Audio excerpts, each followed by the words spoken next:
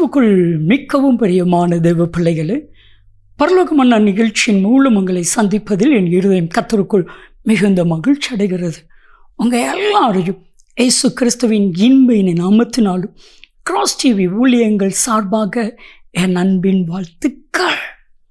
இன்றைய பரலோகமன்னா, மனமே நீ ஏன் கலங்குகிறாய்? பிரியமானவர்களே, உங்களை பார்த்து நீங்களே கேட்டு பாருங்க. என் மனமே நீ ஏன் கலங்குகிறாய்? நீங்க சொல்லுங்க, கர்த்தர் இருக்கிறாரு, நீ கலங்காதே.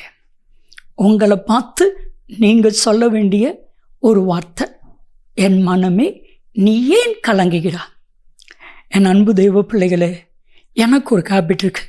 நிறைய பிரச்சனைகள் வரும், வராமல் இல்லவே இல்லை. ஆனால் என்னை பார்த்தே நான் ஜெய்சிலா நீ கலங்காதே அப்படின்னு நான் ஒரு வேர்ட் சொல்லிட்டேன்னா என் இருதயத்தினுடைய கலக்கம் அத்தனை மாறிடும். என் சிந்தை அதை விட்டு மாறிடும். ஆண்டவர் பார்த்துக்கொள்வார். சங்கீதம் 42:5, என் ஆத்துமாவை நீ ஏன் கலங்குகிறாய்?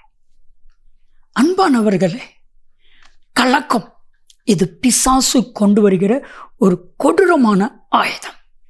பிசாசு பயன்படுத்துகிற ஒரு கொடூரமான ஆயுதம் இருக்குது பார்த்தீங்களா, அது கலக்கம். நம்மளுடைய வாழ்க்கையில் நிறைய சிச்சுவேஷனில் கலங்கி தவித்து வேதனை அனுபவிக்கிறோம். நம்முடைய மனசு கலங்குது. ஒரு காரியத்தை கேட்டால் கலங்குது, ஒரு காரியத்தை நினச்சா கலங்குது, ஒரு காரியத்தை யோசித்தா கலங்குது.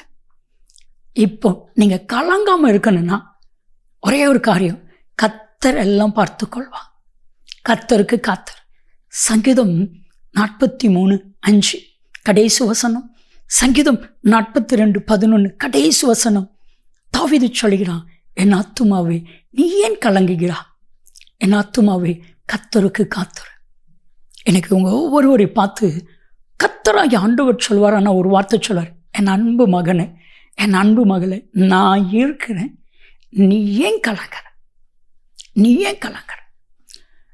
ஒரு நல்ல ஒரு தெய்வ மனிதரை நான் அறிவேன், நன்றாய் அறிவேன். நல்ல ஒரு அன்பு நிறைந்த மனிதர். நல்லா இருக்க சில, அவருடைய வாலிபனாக இருக்க சில எல்லாருக்கும் செலவழிப்பாப்ல.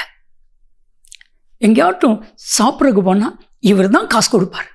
டீ குடிக்க போனால் இவர் தான் காசு கொடுப்பார். வேறு யாரையும் காசு கொடுக்க வைக்க மாட்டார்.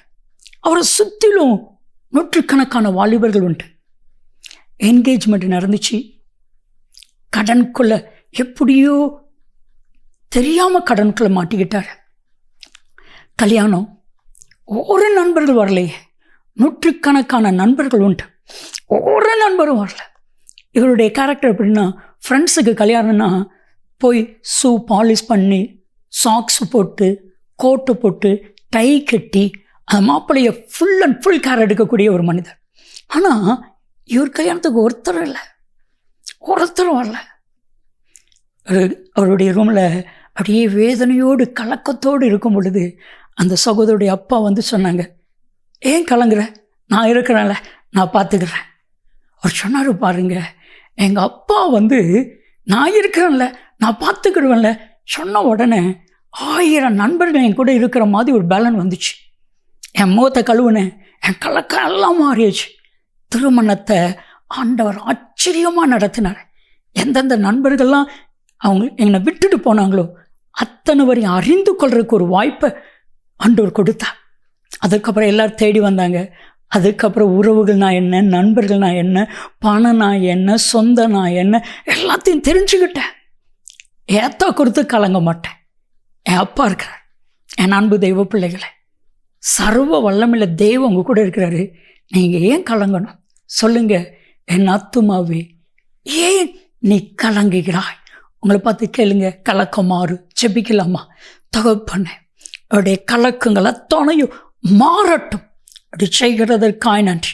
சுனாமத்தில் ஜெபிக்கிறோம் ஜீவனில் பிதாவே, ஆமே ஆமே.